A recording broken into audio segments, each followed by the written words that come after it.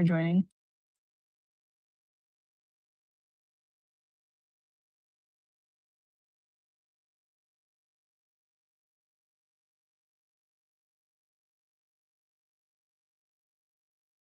Welcome, everyone. Please introduce yourselves in the chat. Looks like there's more folks joining, so we'll give it another 30 seconds or so, and we'll go ahead and get started soon.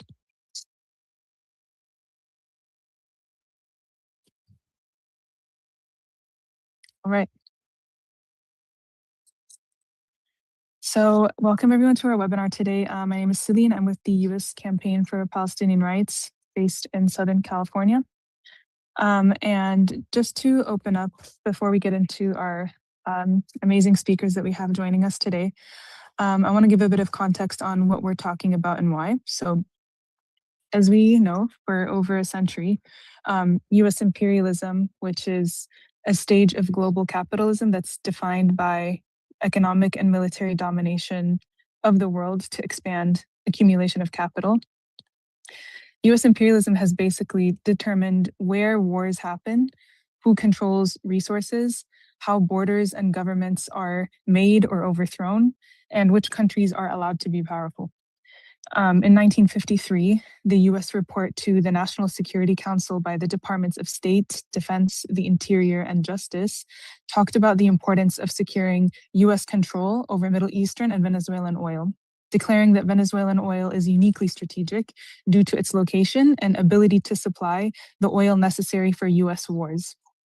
And a few months ago, or like maybe last month actually, we saw Trump's 2025 National Security Strategy document, where they reasserted the Monroe Doctrine and a new Trump corollary aimed at restoring American domination in the Western Hemisphere.